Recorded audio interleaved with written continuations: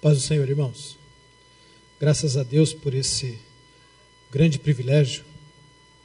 E que bom que você veio aqui para junto a gente aprender a palavra do Senhor. Abra comigo a sua Bíblia aí, na segunda carta de Timóteo.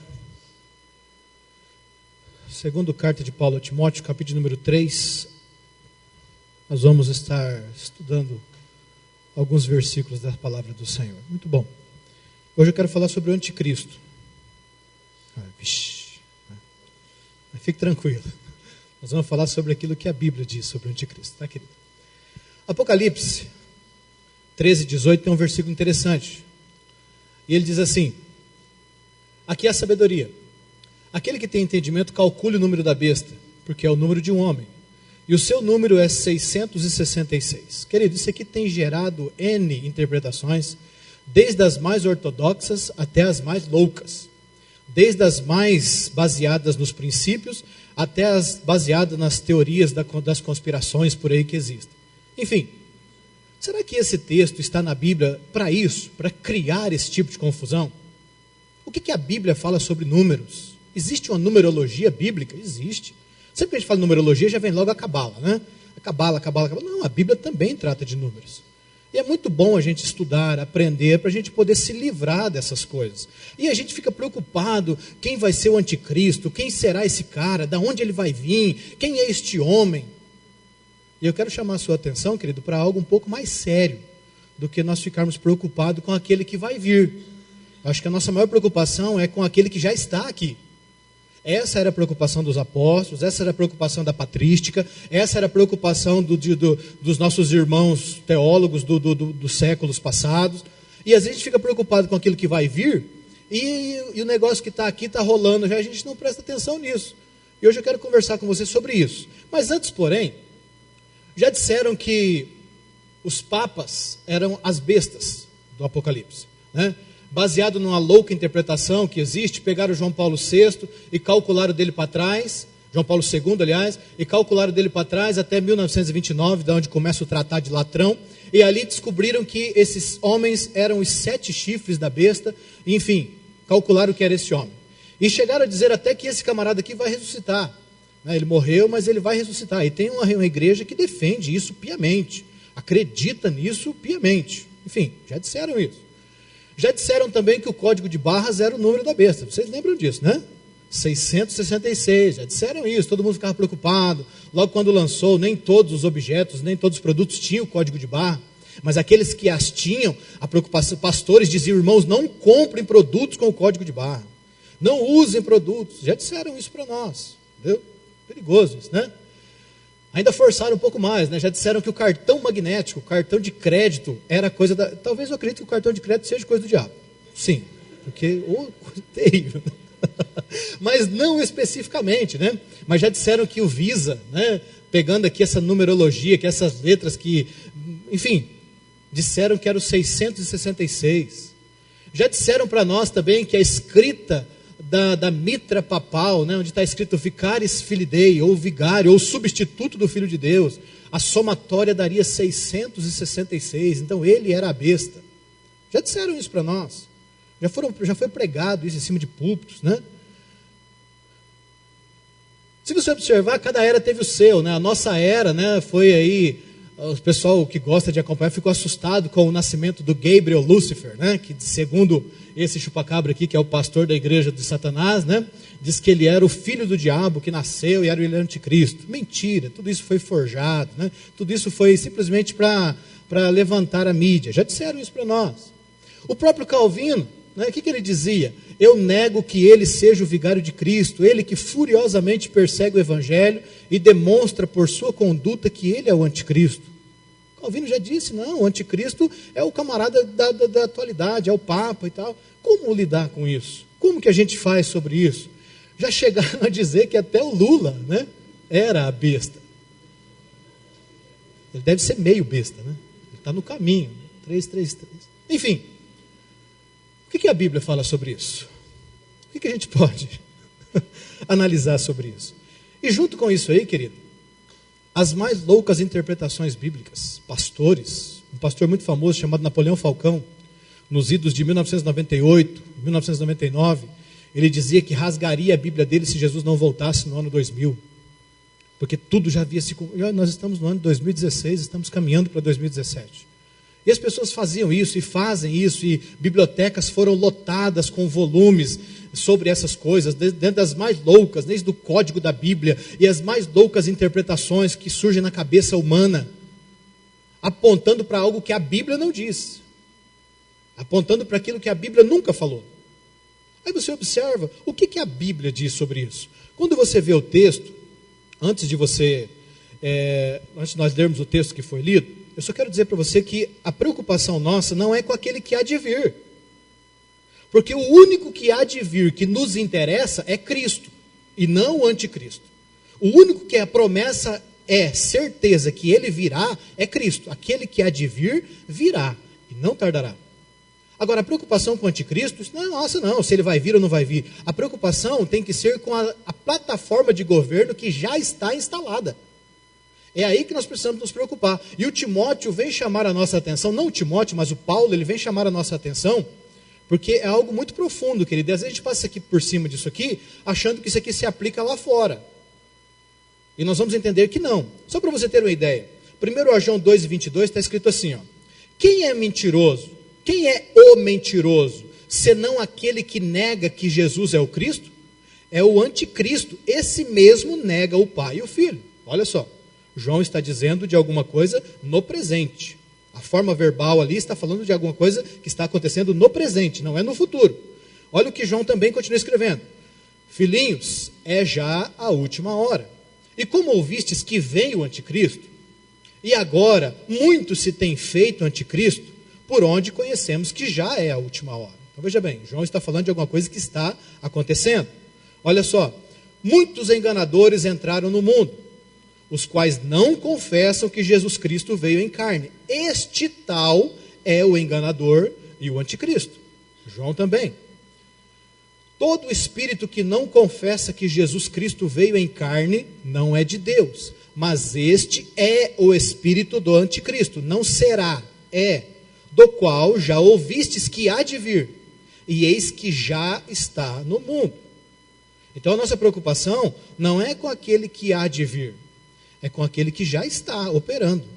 É com aquele que está sorrateiramente e de uma maneira muito sutil, que Pedro diz na sua segunda carta, no capítulo 2, ele bem sutilmente, ele vai entrando.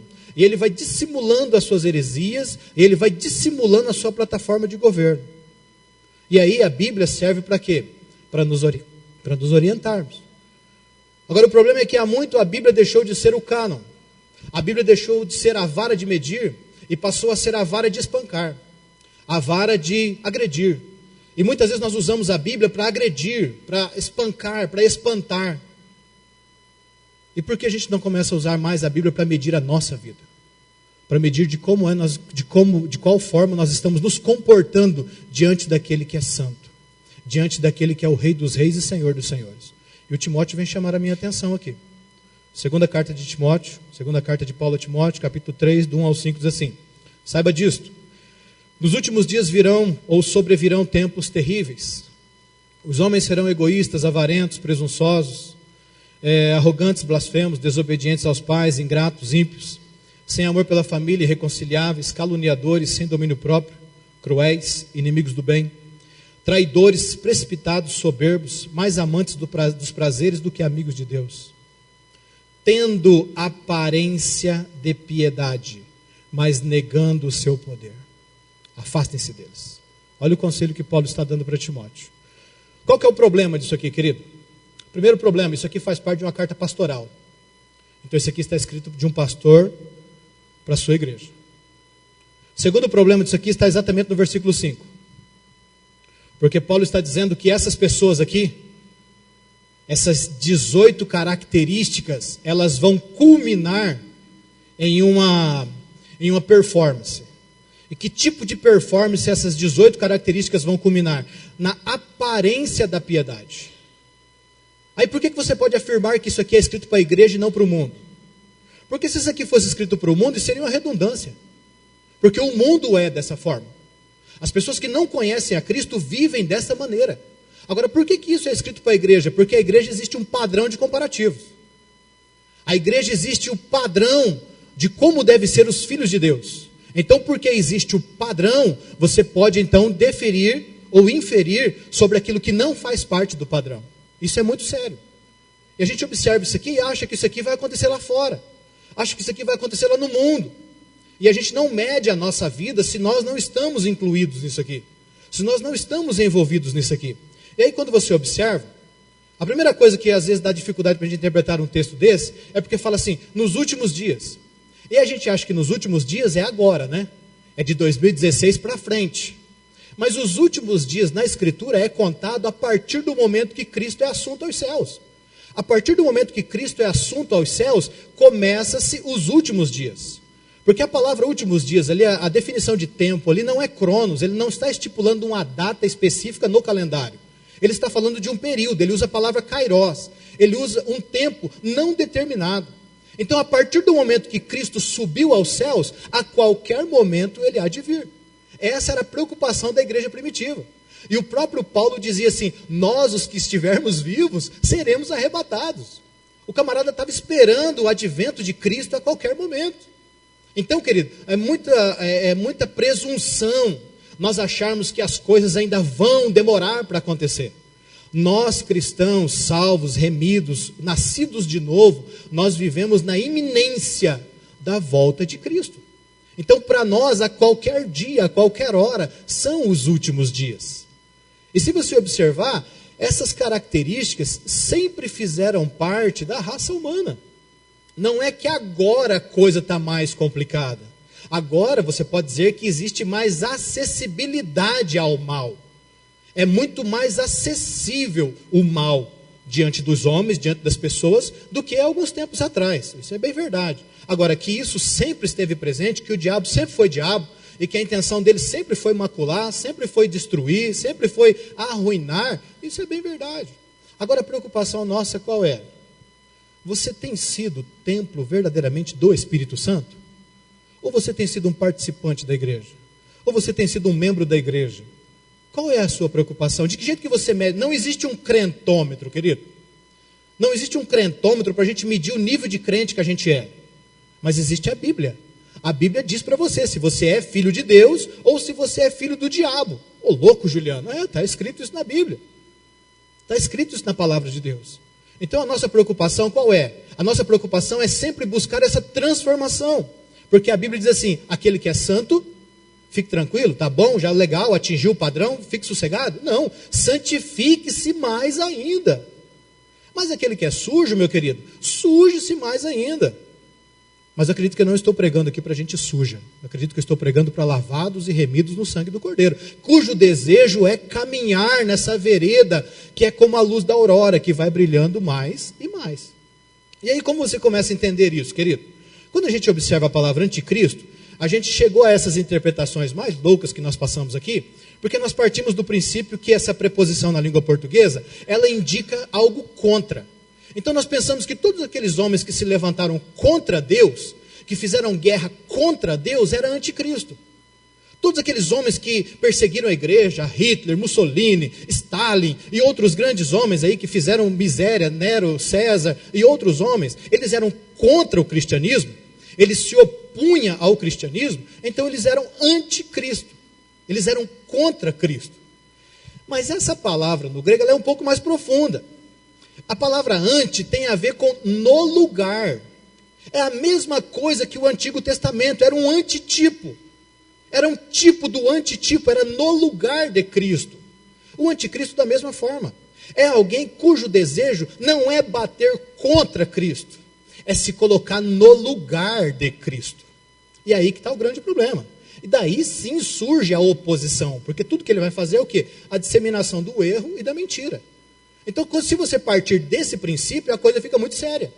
E se você observar isso, você vai ver que esse sempre foi o desejo do diabo, desde quando ele foi criado. Ah, mas o diabo foi criado? Foi. Deus criou um anjo chamado Lúcifer, que era a luz de Deus, filho da alva. Era o modelo de perfeição que existia no céu. Mas a Bíblia também diz que um dia achou comércio no seu coração. Um dia ele confundiu. E ele achou que ele era necessário. Nós vamos falar dessa característica aqui. E nesse dia diz a Bíblia que deixa de existir Lúcifer e passa a existir Satanás, filho da rebelião. E dessa hora para cá, então, ele passa a ser alguém que torna-se inimigo de todos aqueles que professam o nome de Deus como seu Senhor. Ele não é inimigo de Deus. Ele não tem cacife para isso. Ele, como criatura, ele sempre será infinitamente menor do que aquele que o criou. Mas ele é inimigo meu e seu. Se você ler Apocalipse 12, a Bíblia diz que o seu desejo é fazer guerra contra os santos que habitam na terra. Jesus disse: eu vi Satanás descer dos céus à terra como um raio. Ai dos que habitam na terra. Ai. E é muito sério isso aí. Mas quando você observa isso aqui, você vai ver que ele sempre tenta se passar por Deus. Qual era o desejo dele em Ezequiel? Subirei até o monte da congregação, serei semelhante ao Altíssimo. Alguns teólogos chegam a dizer que nesse dia aparece o anjo Miguel, né? Porque a palavra Miguel significa quem é semelhante ao Senhor. E diz alguns historiadores, né, alguns teólogos, que Miguel então combate. Deus fala assim: eu não vou nem sujar a mão com você, viu? Vou mandar um anjo aqui, porque para mim não vale a pena nem me envolver com você. Mas o desejo dele sempre foi esse. Quando ele se apresenta como um conselheiro para Eva e Adão, quando ele se apresenta ali para bater um papo com o casal, qual era a intenção dele? Se passar por Deus. Porque Deus é o maravilhoso conselheiro. E ele também resolveu dar alguns conselhos, mas todos os seus conselhos eram voltados para o mal. Aí eu te pergunto hoje, o diabo dá conselho para nós ou não dá? Ah, não dá. O Ricardo falou para nós aqui há algum tempo atrás sobre comunicação. Tremendo. E quanta coisa nós ouvimos do inimigo. Por isso que Jesus usa alguns pronomes possessivos muito fortes quando ele diz: as minhas ovelhas ouvem a minha voz. Porque isso quer dizer que nós teremos muitas outras vozes para serem ouvidas. Mas a voz principal que nós nunca podemos deixar de ouvir como ovelhas é a voz de Jesus, mesmo em meio às multidões. A voz de Cristo. E o Paulo, ele é bem sucinto. E ele é bem profundo quando ele começa a dizer aqui. E se você pegar essas 18 características, você consegue dividir ele em 3 partes. Você consegue dividir ela em 3 grupos de 6. Tá aí o 666, se quiser brincar também, dá para brincar, não sei, é legal, entendeu? Mas a Bíblia fala disso, porque isso envolve as 3 áreas do ser humano. Isso aqui é quando você divide isso aqui em grupos, você vai encontrar a primeira parte que isso aqui atua, é no caráter, é na personalidade. E uma vez que a nossa personalidade, o nosso caráter está corrompido, o segundo grupo vai falar dos sentimentos. Isso vai macular os nossos sentimentos. E como muito daquilo que você faz é baseado nos seus sentimentos, você encontra o terceiro grupo, que vai mostrar para nós a nossa capacidade de agir de acordo com aquilo que governa a nossa mente e os nossos sentimentos. Por isso é muito sério, querido. Por isso é muito sério nós observarmos isso aqui e vermos se nós não estamos envolvidos nisso aqui. E a primeira característica que o Paulo destaca aqui é que os homens serão egoístas. E se você ver essa palavra, lá o próprio Tito também 1:7 vai falar disso aqui, de homens egoístas. E é interessante isso aqui, porque o princípio usado nessa palavra aqui, a palavra usada para descrever esse tipo de fissura de caráter, vai demonstrar um porco-espinho, um ouriço. Não sei se alguém aqui já teve o privilégio de conhecer um ouriço. A parte de dentro dele, ela é toda fofinha, ela é toda meio que camurça. Tanto é que a sua defesa é fazer o quê? Ele se enrola. Ele se enrola e ele vira uma bola de espinho. Mas por dentro não tem espinho, ele só tem espinho por fora. Essa é a palavra traduzida para egoísta. É o camarada que só pensa em si mesmo. É o camarada que se basta em si mesmo. Agora eu pergunto para você, existem cristãos dentro da igreja de Deus que se bastam em si mesmos? Sendo que a Bíblia diz que nós devemos viver em função do outro, e o outro que a Bíblia diz é o próximo. Eu não posso viver para mim, eu vivo para o meu próximo, eu vivo para servir. Por isso que a Bíblia fala, né, que nós vivemos para isso. Por isso que Jesus deixa o seu exemplo. Então a Bíblia está dizendo para nós aqui: Juliano, escuta aqui, dá uma analisada na sua vida. O seu modo de ser cristão é um modo comunitário ou é um modo egoísta? Você vive em função do corpo ou você tem a síndrome do sol? Tudo precisa girar em torno de você. Quem é o seu Deus? O seu Deus é o Deus da comunidade? Ou o seu Deus é o ventre, como alguns das igrejas de Filipos havia feito? fizeram do seu Deus o ventre, aquilo que me interessa. Eu venho para receber a minha bênção, para resolver o meu problema, para que a minha oração seja atendida, e tudo baseado no meu. E quando as minhas expectativas não são atendidas, eu vou buscar um outro Deus. Eu vou buscar uma outra igreja. Eu vou buscar uma outra Bíblia. Querido, Cristo é o corpo desta igreja. E nós fazemos parte deste corpo. E quem cresce é o corpo. O membro não cresce sozinho. Deus, quando Ele dá crescimento para o corpo. Então esteja envolvido no corpo. A outra característica que Ele mostra para nós aqui é a avareza. É a segunda característica, avarentos. Aí muitos pastores pegam esse termo e dizem assim: irmão, você que não dá dízimo, você é avarento. Você que não dá dízimo, você... Avareza, avareza, avareza. Vai na etimologia da palavra para você ver o que é avareza, querido. Vai lá. O uso de qualquer ou todo subterfúgio para tirar aquilo que é de alguém. Isso é avareza. E inclusive usam o nome de Deus, como o Itamar pregou um dia aqui, ser assaltado em nome de Jesus. Homens e mulheres que estão na igreja por negócios, por questão financeira. A igreja para ele nada mais é do que um investimento. Irmãos, quantos pastores vendem as suas igrejas e ainda diz lá, ela produz tanto por mês. Negociam o povo de Deus, baseado no lucro. Aí a pergunta é, de que forma nós estamos nos relacionando com Deus na sua casa? Nós somos pessoas que estamos aqui porque queremos alguma coisa? Nós estamos aqui porque reconhecemos que Deus é poderoso para nos dar o que eu quero? Ou eu estou aqui porque eu conheço a Deus? E a Bíblia diz que eu preciso conhecê-lo como um pai. E a um pai a gente ama. A um pai a gente se relaciona. Com um pai você não espera nada em troca. Nada mais desgraçado do que um filho que acha que tem direito. Isso é muito sério, querido. Quem foi o filho que recebeu o galardão do pai? O filho que tinha direito ou o filho que não tinha direito? E a gente acha que nós temos o direito, porque afinal de contas nós estamos fazendo. Afinal de contas nós estamos produzindo. E cadê que Deus que não me paga? Aí vem o desgraçado lá e diz: pai, eu não sou nem digno de ser chamado seu filho. O pai diz: não, é você que merece. Vem cá, anel no seu dedo, roupa nova. E o outro chega: porra, pai, estou trabalhando até hoje, o senhor nunca me pagou. Eu trabalho por dinheiro. Eu estou aqui porque eu quero ser abençoado. Eu estou aqui porque eu quero dinheiro, eu quero ser bem. Mas eu não quero fazer o bem, como o Itamar disse aqui. Então, querido, isso é muito sério, isso é para nós analisarmos. Eu comecei a olhar isso aqui fez parte de um devocional, essa mensagem nasceu de um devocional. Eu estava lendo isso aqui e digo: Deus do céu, como eu preciso melhorar. Mas eu entendo que você e eu, nós somos iguais, nós também temos os mesmos problemas. Nós temos as mesmas dificuldades. E a cada dia nós precisamos nos aproximar mais daquele que é a luz. A terceira característica, ele fala para nós aqui sobre presunção. Aqueles que acham que tem a prepotência, se acha merecedor, digno, útil, confunde o trabalho com o serviço.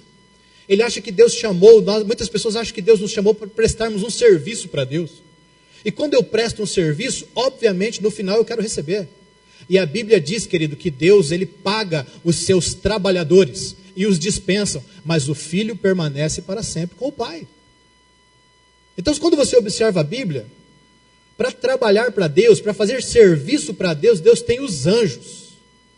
Para se relacionar com Ele, Deus criou os seus filhos.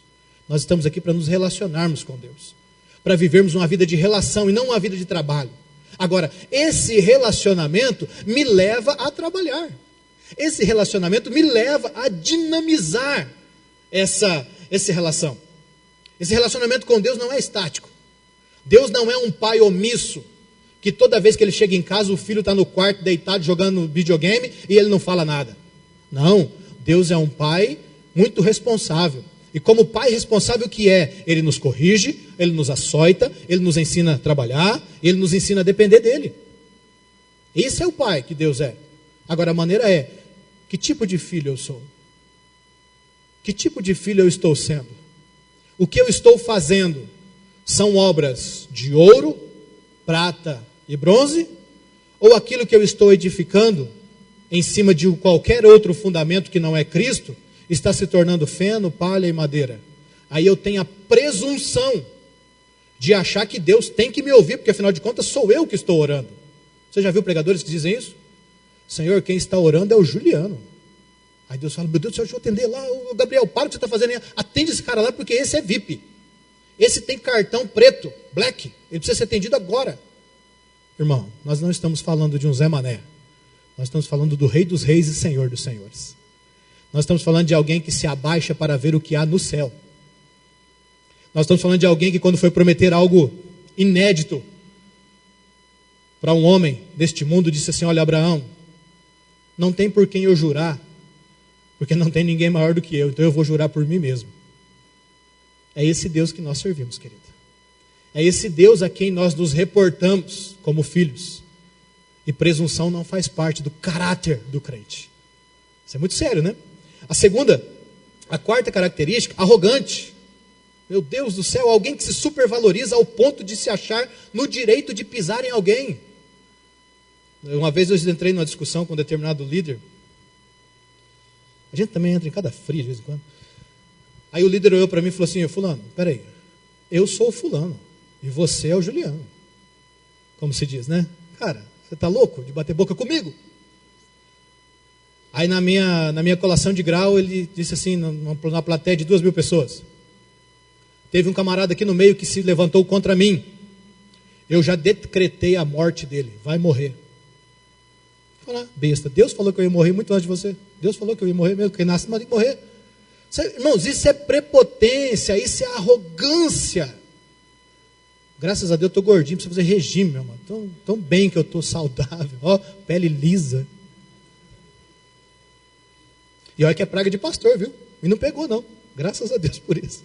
Quinta característica que faz parte do pacote do caráter dessas pessoas que se dizem cristão. Aparência de piedade, mas estão infiltradas no meio da igreja. E nós precisamos pesar se nós não estamos entrando por este caminho. Blasfemos. Querido, às vezes nós não damos muita importância para essa palavra. O blasfemo. A palavra blasfêmia, ela é a mesma que murmuração. Quando nós falamos de blasfêmia, nós logo já lembramos da blasfêmia contra o Espírito Santo. Aí a gente já pensa, mas eu nunca falei que o Espírito Santo não é Deus, então eu estou tranquilo. Né? Mas essa palavra blasfêmia, ela é a mesma que murmuração. E murmuração e blasfêmia é você dizer que Deus não sabe o que Ele está fazendo. Será que tem crente assim? Que vem na igreja para dizer para Deus o que Ele tem que fazer? A oração dele mais parece uma central de reclamação, porque Deus não está cumprindo com o seu papel, eu estou dando meu dízimo, estou dando a minha oferta, estou fazendo evangelismo. Senhor, só o Senhor que não está fazendo a sua parte, eu estou fazendo a minha. E a Bíblia diz, faça a tua parte que eu te ajudarei. Não diz, tá, querido? Isso não é bíblico, tá? Isso é coisa do homem. A gente acha que Deus falou isso para nós. Faça a tua parte que eu te ajudarei. Irmão, qual é a nossa parte, meu irmão? Qual é a parte que Deus deixou para nós? É o nada. E o nada que a gente faz ainda faz errado. O Espírito Santo precisa ajudar a gente ainda, que a gente não consegue nem fazer isso. Aí o camarada acha que ele é o Senhor da história. Ó Deus, já falei, hein? Meu irmão, isso é blasfêmia. E sabe o que impediu o povo de entrar na terra prometida? Blasfêmia. E sabe o que Cristo disse, comparando esse texto, inspirando o autor aos Hebreus? Não entrarão no meu repouso. Você consegue entender crentes, cristãos que vivem uma vida desgraçada, não tem paz, não tem alegria, não consegue desfrutar das benesses espirituais que o Evangelho concede? Por quê? Porque eles vivem nessa luta com Deus. Deus ainda não lhe atendeu o seu pedido. Deus ainda não resolveu os seus problemas. E eles ficam bravos com Deus. Por isso que o Espiritismo, querido, principalmente no Brasil, onde essa teologia da prosperidade vomitada lá dos Estados Unidos entrou aqui, e teve uma acessibilidade muito forte, porque todo mundo queria isso. Por que no Brasil é uma religião que mais cresce hoje é o kardecismo? Porque as pessoas estão se frustrando. Porque o pastor prometeu para ela que se ele viesse na igreja e desse o Fiat 147 que ele tinha, ele ia conseguir comprar um Fusion. E resultado, ele ficou de a pé. Ele já estava de a pé com o Fiat 147, mas ele ficou de a pé literalmente, né? Porque ele deu aquele negócio e ficou sem nada. Aí ele começa a se frustrar. Aí ele vai para o Espiritismo. Aí o Espiritismo diz para ele, não, isso é assim mesmo, é que na vida passada você foi um cara muito mau. E agora você está pagando, então fica bonzinho agora, faz bastante caridade, dá a cesta básica, ajuda os velhinhos a atravessar a rua, que aí você vai subindo de nível. Aí você não vai ficar uma pessoa melhor. Por que está tendo tanta aceitação desse jeito? 33 milhões de adeptos ao kardecismo no Brasil. Isso é registrado na Federação Espírita. E crescendo. Por quê? Porque o Evangelho não está dando aquilo que a pessoa quer. E o Evangelho nunca vai te dar o que você quer mesmo, querido. Pelo contrário, o Evangelho vai tirar o que você tem. Porque nós temos muita arrogância, muita presunção, a gente se acha muito. E o Evangelho chega para tirar isso. O Evangelho chega e corta na raiz. A Bíblia fala disso. Mas a gente não quer ouvir essas coisas, né? Aí o sexto, desobediente aos pais. Eu acho que isso aqui não tem. Talvez não precisaria nem falar disso. Os filhos de crentes são todos obedientes, são pessoas exemplares, né? Ontem nós falamos aqui, fomos até um pouco duro com isso, mas é verdade. Isso fala de uma pessoa rebelde, querido. E rebeldia é uma pessoa que não aceita correção, nunca está disposta a mudar, nunca está disposta a se adequar ao modelo que é Cristo. E isso aqui, querido, a desobediência, a rebeldia, é a manifestação do caráter do diabo. Viu como que é muito sério? O Ricardo deu uma aula aqui pela manhã na escola dominical um dia e disse que o abecedário de Deus é esse, é obedecer, não interessa. Não, mas eu não entendo, não é para entender, é para obedecer. Mas nós não estamos dispostos a isso. E hoje qual é a crise das famílias? Falta de obediência. Os pais não sabem mais lidar com os filhos. Aí diz assim, não, mas tem que ir para a igreja, cara. Também você não vai para a igreja. E quando isso acontece dentro da igreja? E quando isso acontece no nosso meio? O pai não compra sucrilho para o filho no mercado, ele pinta o cabelo de vermelho, está revoltado. Ele quer furar a orelha, quer fazer uma tatuagem. Meu irmão, você está seguindo a quem, querido? Quem é o seu Deus? Ah, mas eu sou jovem, né? A gente acha que cristianismo tem faixa etária, né? Do 18 anos para cima. A gente acha que ser cristão é só quando a gente estiver mais velho. Querido, o diabo está interessado é de mamãe na caducano. O diabo não tem problema com ninguém, ele quer usar aquele que lhe der lado. Aquele que lhe abrir uma brecha, o inimigo está pronto para usar. Aí nós queremos fazer 7 campanhas, 7 sexta-feira para fechar minha casa. Eu quero fazer 15 quarta-feira para unção. Querido, sendo que a maior bênção que nós podemos ter com relação à proximidade de Deus e o afastamento de Satanás da nossa vida é o quê? A obediência. Ah, não, mas e se eu fizer o sacrifício do jejum de Daniel? Eu acho interessante essas coisas que os caras criam, sabe? O jejum de Daniel. Ninguém faz a fogueira do Sadraque, Mesaque e Abednego, né? Podia fazer. Já morria logo, ficava tranquilo. Porque Deus não livra esses caras. Mas os caras querem fazer o jejum de Daniel. Meu irmão, por que você não procura fazer a obediência de Daniel? Abra lá Daniel 1:8 e leia lá para você ver. A quase 2.000 quilômetros da sua cidade, longe do seu pastor, longe do sacerdote, longe de todo mundo, só a panelinha dele, no meio da elite da época, favorecido pelo rei, e assentou Daniel no seu coração, não se contaminar com os manjares do rei. Não foi o pastor que falou, não foi o irmão, o diácono, não tinha ninguém lá para dedar ele, não tinha telefone naquela época. O sacerdote ficar sabendo disso lá em Israel ia demorar uns 2 anos. Ele colocou no seu coração, falou, não vou me contaminar, sou cristão. Não falta isso para a gente muitas vezes? Esse grupo de 6 aqui fala de caráter. Por isso, querido, que a transformação que Cristo opera em nós, não é de fora para dentro. O novo nascimento é algo que acontece de dentro para fora.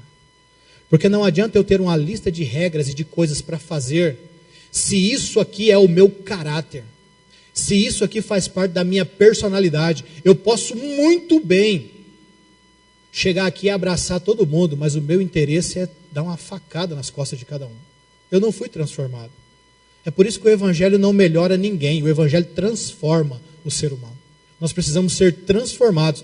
Se você tem esse tipo de desejo, se esse tipo de coisa acontece com você, querido, põe o joelho no chão e peça para que Cristo te dê condição de arrependimento, te dê condição de nascer de novo, porque só quem é nascido de novo pode ver e entrar no reino de Deus. Quem não é nascido de novo, nem vai ver, não consegue nem ver o reino de Deus. O próximo grupo está ligado à área do sentimento. Agora é óbvio, né? Porque uma pessoa com caráter tão fissurado nunca vai ter sentimentos sadios. Isso nunca vai produzir nada de bom na vida dele. e como muitas coisas que a gente faz é movido pelos nossos sentimentos, a primeira coisa que ele destaca dessa lista aí, sabe o que é? Pessoas ingratas, ingratidão. Isso aqui fala de pessoas com essas características que nunca conseguem ver o bem e a bondade que lhes foram ofertada pelo Cordeiro. Querido, você tem ideia do que foi feito por você? Não foi em você, não. Não quero nem entrar nessa área do que foi feito em você. Ah, eu era drogado, hoje eu não sou. Ah, eu era promíscuo, hoje eu não sou. Não, isso é coisa que foram feitas em você. Eu quero te perguntar se você tem ideia do que foi feito por você. Onde você não foi chamado nem para participar da reunião. Você não foi nem convocado para participar da reunião. Você tem ideia do que foi feito? Procure entender o que aconteceu na eternidade. Por mim e por você. Só para você ter ideia, só para te aguçar. Você sabia que Deus não te perdoou? Só para você ter ideia disso. Ah, mas isso é heresia. Me prove. Deus descontou tudo isso em Cristo. O meu e o seu pecado. Em Cristo. Isso foi uma das coisas que foi feita por nós. A Bíblia diz que Deus agradou moê-lo por causa de nós. Só que Cristo, no mesmo texto, a Bíblia diz que Cristo estava vendo os frutos que aquilo ia dar. Ele disse, não, é por amor. Isso é uma das coisas que foi feita. Por que você é ingrato? A Bíblia nos diz no Salmo 103 que Deus perdoa todas as nossas iniquidades. Aí foi feito em nós agora. Perdoa todas as nossas iniquidades. Nos coroa de bênçãos. Resgata a nossa alma da sepultura, nos dá garantia de vida eterna, nos dá uma comunidade para professarmos o seu nome, nos dá identidade, dignidade, nos dá destino. O que mais a gente pode querer? Por que mais a gente não agradece? Isso é sério, né? Segunda característica, ímpios. Uma pessoa ímpia é aquela que o evangelho não lhe causou uma transformação. Ela não nasceu de novo. Pode ser membro da igreja, pode cantar, pode pregar, pode fazer fogo descer do céu, querido. Sabe quem é aquelas pessoas lá de Mateus 7? São ímpias. São ímpias. São pessoas as quais a piedade não é vista na sua vida. E elas expulsaram demônios, fizeram maravilhas. Sabe o que é maravilha, querido? Maravilha é muito mais do que dom de cura. Maravilha é algo magnífico, aquilo que a ciência não pode explicar. O cara não tem braço, cresce um braço. Isso é muito sério. E essas pessoas serão afastadas do reino de Deus. Sabe por quê? Porque são ímpias. Cristo lhes dirá abertamente, nunca me relacionei com vocês.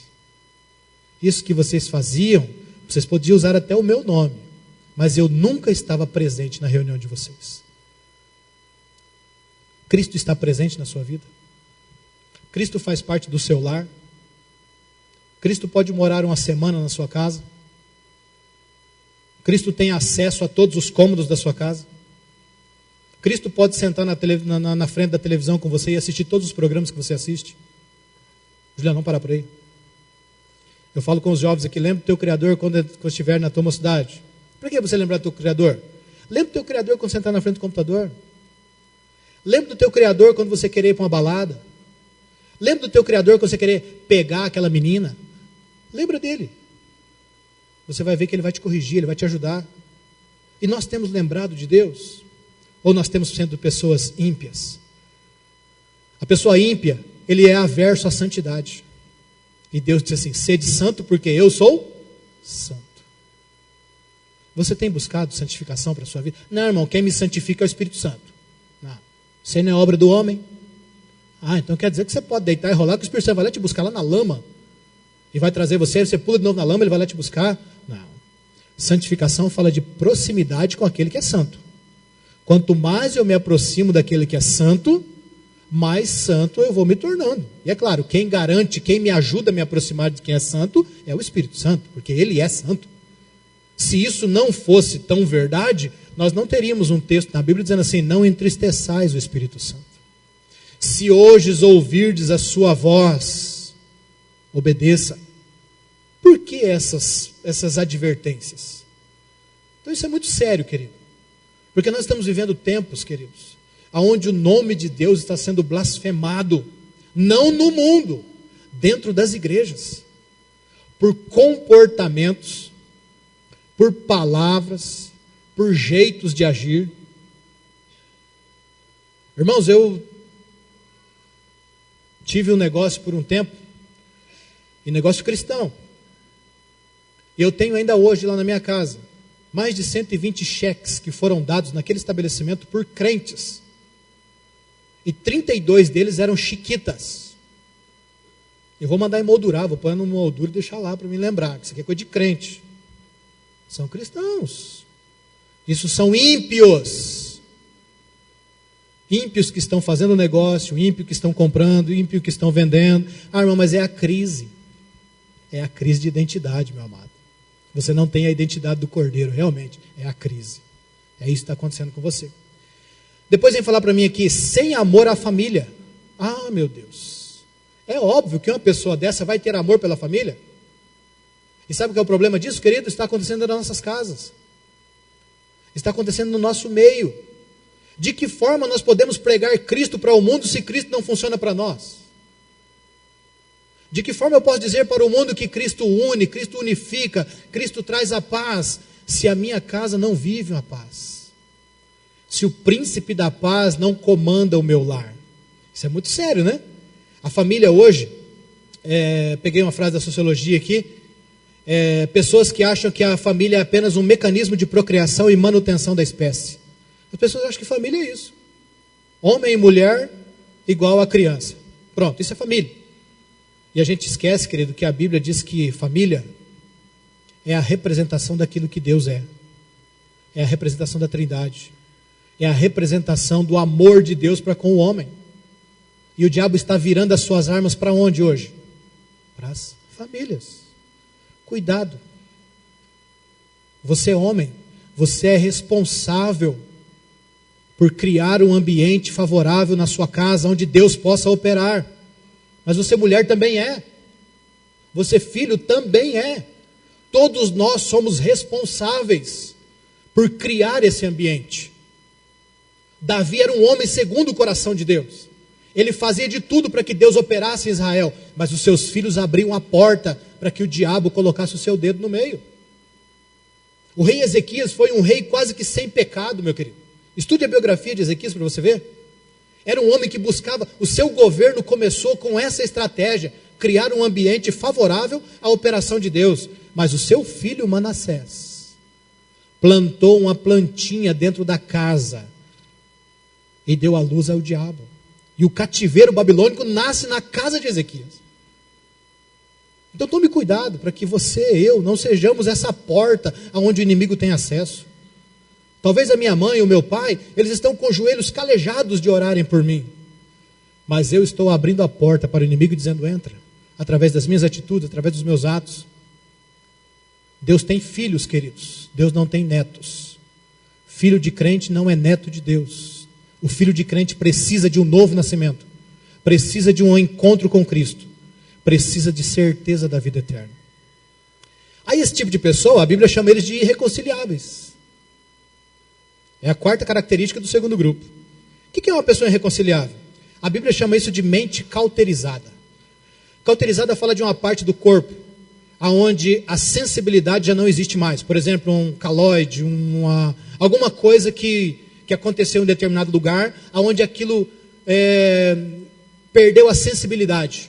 Você pode apertar, não tem mais sensibilidade naquele lugar. Por exemplo, um acidente que atinge aí as vértebras. Da cintura para baixo você fica tetraplégico, paraplégico, alguma coisa assim, plégico, né? Não sei agora qual é a definição. Dali para baixo você não sente mais nada. Isso fala de cauterização.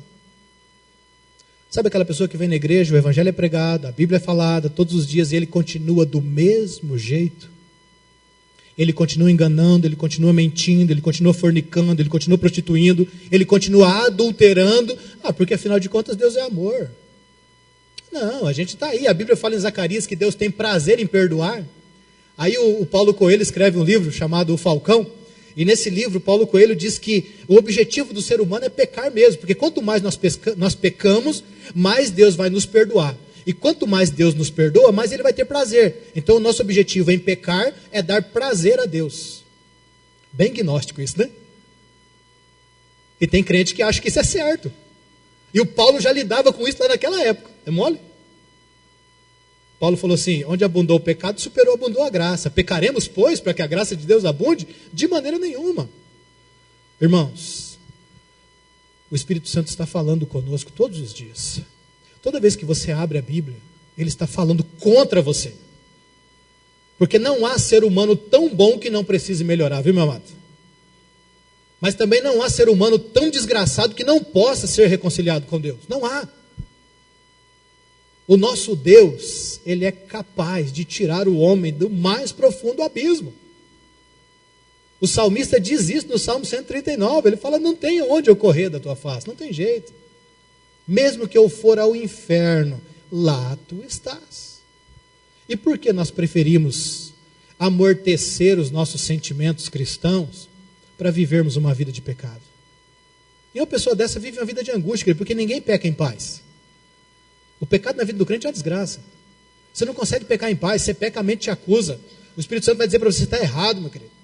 Só que com o passar do tempo, nós vamos nos distanciando tanto, que aquela voz a gente não consegue ouvir mais.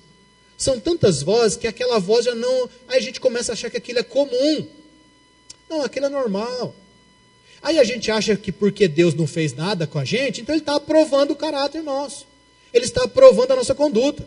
Ah, naquela época não. O Uzá estendeu a mão, já fulminou na hora. Hoje não, eu dei uma escapadinha aqui, não aconteceu nada, estou bem, estou tranquilo. Eu espero um pouco para ver se não vai dar um tremor, se não vai ter um trovão, né? Mas não aconteceu nada, eu continuo fazendo. Continuo fazendo. Aí o dia que eu sou confrontado ainda, pelo pastor ou pela igreja, eu quero processar a igreja. Não, o que é isso? É calúnia? Isso é difamação? Aconteceu isso com um pastor aí, um famosão aí. E o pastor disse, não, eu vou processar vocês tudo, é difamação, é calúnia. E o cara estava em problema.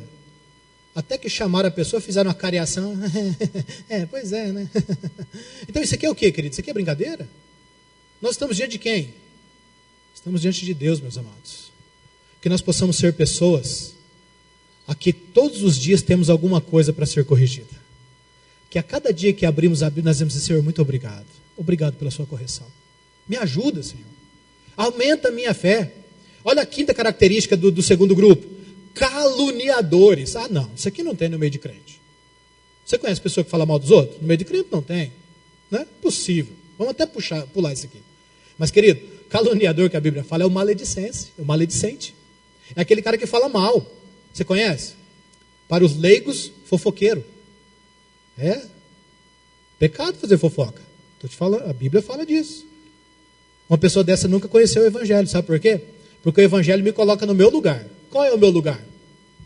1 Timóteo 1,15, não me foge de memória, Paulo fala assim, dos pecadores, eu sou o principal. E quando você se acha o principal dos pecadores, quer dizer, quando você se acha o pior, você vai falar mal de quem? Você é o pior. Não tem ninguém pior do que você. Então não tem como você falar mal de ninguém. Se você é o pior, tudo que você for falar de alguém, mesmo que seja ruim, é bom. Agora, a partir do momento que você tem Cristo habitando no seu coração, o que a Bíblia diz? Não saia da vossa boca nenhuma palavra torpe, nada que não seja para edificação. Essas coisas pegam a gente, não pega, querido? Não dá vontade de rasgar essa parte da Bíblia? Aí a última característica do segundo grupo fala sobre sem domínio próprio. O que é isso? Domínio próprio é um fruto do Espírito. Isso fala de pessoas descontroladas. E quando nós falamos de pessoas descontroladas, nós não estamos falando de descontrolado para o bem. Nossa, esse camarada ele ama descontroladamente. Nossa, esse camarada evangeliza descontroladamente. Não, não é isso, querido. Nós estamos falando de pessoas que são guiados pela concupiscência da carne. Não há limite para o seu pecado. Você conhece pessoas assim? Eles começam a descer aquela ladeira, eles vão descendo e continuam descendo, e para eles está tudo bem. Cuidado, meu amado. Com o pecado a gente não brinca. O pecado a gente foge. É isso que a Bíblia manda a gente fazer. Foge dele. Desaparece da frente dele. A Bíblia diz que o tolo vê uma cova e cai nela. O sábio, ele desvia dela. E Quantas vezes esse pecado é apresentado para nós e nós deliberadamente nos jogamos porque nós não temos controle? Quantas pessoas sentam na frente de um computador e ele não tem controle sobre a sua vida e ele mergulha na pornografia? Ah, irmão, será, querido? Entre na internet e pesquisa para você ver. Mais de 30 e poucos % dos cristãos, isso é pesquisa, são aqueles que buscam ajuda. São aqueles que reconhecem o seu pecado, reconhecem a sua falência, e eles buscam ajuda. Chega para um profissional, ou chega para o pastor, chega para a igreja e diz: irmãos, orem por mim, eu sou pornógrafo, eu não consigo me libertar. É um vício, é uma fuga. É um vício como a heroína, como o crack, como a maconha, como a cocaína, é um vício. E quantas pessoas, por estarem com os seus sentimentos fissurados ali no amor pela família, encontram a fuga na pornografia, na bebida. Cristão, irmãos. Que tipo de cristianismo nós estamos vivendo? É para terminar o último grupo. E é claro, isso vai resultar em alguma coisa. Um caráter dessa forma produz sentimentos maquiavélicos, malignos. Sentimentos malignos darão origem a obras demoníacas. Não tem como ser diferente. Aí o Paulo começa o terceiro grupo aí de 6 com homens cruéis. Você conhece pessoa cruel? Você tem amigo cruel? Aquele amigo que faz questão de fazer você sofrer? Eu tenho um amigo assim. Complicado. Gostam de causar sofrimento. Gosta de ver a pessoa: não, eu sou ruim. Quem mandou mexer comigo? Sou ruim, eu sou assim. Viu a pessoa dizer assim? Não, rapaz, você não me conhece. Você acha que o diabo é ruim? Eu sou ruim. A pessoa diz isso. Irmãos, isso não faz parte do cristianismo. Leia Efésios 4 para você ver. Qual é a característica daquele que nasceu de novo?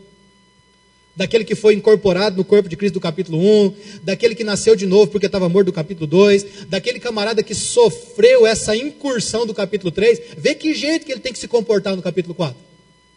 Uma delas é amáveis, dóceis, de fácil trato. Você conhece aquele camarada poça d'água, você tem que desviar dele, que relou nele e estoura, é um homem bomba. Você relou nele e explodiu. É aquela pessoa que o negócio dele é causar contenda, causar confusão. Meu querido, você precisa da paz de Cristo no teu coração, meu amado. Não, mas é o meu jeito. Ixi, eu herdei do meu pai. Você não conheceu meu pai? Meu pai é aquele coronelzão lá da época da cana-de-açúcar, aquele homem brabo. Querido, mentira, o teu pai é Deus, meu querido. A partir do momento que você nasceu de novo, a tua paternidade agora é eterna. E uma das maiores características, não sei se pode dizer maiores, mas uma característica que se sobressai em Deus é o seu amor. Paulo pregou isso aqui domingo passado. Cadê esse amor evidenciado? Inimigos do bem, maldosos, pessoas cujos atos terminam em maldade.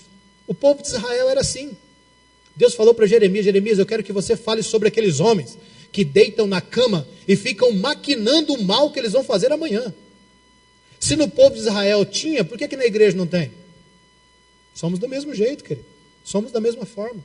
Agora o problema é, se você é assim, querido, mude. A tua ação vai resultar em mal para alguém? Não faça, meu amado. Eu estava participando de uma negociação, no meio da negociação eu saí de perto. Porque o camarada que estava negociando aquele bem com o comprador, o seu objetivo era lesá-lo. E era crente. Eu depois chamei ele no canto e falei: fulano, mas e assim. Ah, não quero nem saber, eu quero me livrar disso. O fulano que se lasque, até usou um palavrão. Meu amado, o que é isso? Que tipo de cristianismo é esse que nós estamos vivendo? Pertencemos a uma igreja onde o pastor vendeu o carro para o outro. E o pastor foi e tirou todo o óleo do carro, que ele estava fumando, né? Estava com os anéis complicados. Aí vendeu o carro para o pastor e disse: não, pode viajar, o pastor está revisado, está isso aí. E o pastor foi, coitado do pastor também, inocente, né? Que só uma porta. Foi ali em Cruzeiro, travou o motor. Aí ligou para o pastor, tal, o mecânico foi lá, chegou lá, não tinha óleo no kart do carro, não tinha óleo no motor do carro. Aí óbvio, né, irmão, vamos desfazer o negócio. Ah, o cara que vendeu falou: pastor, o senhor não é homem? O senhor fez negócio e agora quer desfazer? Ainda chamou a atenção ao caráter do pastor. Falou: mas o senhor não é homem, fez negócio e agora quer desfazer? Que homem que é o senhor? Tudo no meio dos crentes, é bom por causa disso, é tudo no meio dos irmãos. Agora eu te pergunto, querido, A igreja, Cristo deu sangue por ela. O que estão fazendo com o nome de Deus? A gente gosta muito de ver isso nos outros e na gente. O quanto os nossos atos têm terminado em maldade para com os outros. O quanto os nossos atos têm resultado em bem para mim. Eu quero o meu lucro, né? Porque o sistema de governo que nós vivemos hoje não é mais o capitalismo, é o lucrismo. Hoje você faz aquilo que te dá lucro. Isso é muito sério. Isso fala de caráter, isso fala de personalidade. Isso fala de alguém que não nasceu de novo. Traidores. Conhece pessoas traidoras? Você confia na pessoa, né? Irmãos, aquilo que você confessa no ouvido de um padre, a chamada confissão auricular, quem foi católico sabe do que eu estou falando. Eu posso ser o maior bandido de toda a história. Se eu confessar apenas para o padre, a polícia, não existe nada de legal que possa fazer o padre me entregar. Porque a confissão auricular, ela é sagrada. Muito daquilo que você fala no confessionário do pastor, ele usa de mensagem à noite. Conta na roda dos irmãos, conta para os outros, destrói famílias. Às vezes a pessoa vai lá desesperada e se abre, e à noite ele usa como pano de fundo para o seu sermão, dizendo assim: irmão, eu estava pregando em Serra Pelada, e lá tinha uma família. O cara está ali, ele está ouvindo, ele sabe que é dele que você está falando. São pessoas traidoras. Precisamos tomar muito cuidado com isso. Está vendo, irmão? Por isso que não pode confiar em ninguém, não, que nós precisamos confiar no irmão, sim. Porque o irmão também é filho de Deus. Nós precisamos confiar nele, sim, porque eu preciso dele. Ele precisa de mim, eu preciso dele. Agora o problema está em nós, que nós não somos confiáveis. Irmão do céu, você tem tempo aí, querido? Estou sabendo de uma agora, vou te falar. Rapaz, o fulano veio aqui, mas pensa num cara que está acabado. Vou te contar. Ó, irmão, em off, tá? Fica entre nós, tá, querido? Só para nós orarmos. Aí eu dobro o meu joelho e faço aquela oração, né? Para todo mundo ouvir. Senhor, tem misericórdia do irmão Juliano, que está largando da Andréia, Senhor. Eles estão numa luta na casa. Aí os irmãos param todo mundo de orar para ficar escutando a minha oração. Rapaz, cuidado, querido. Vamos ser pessoas confiáveis.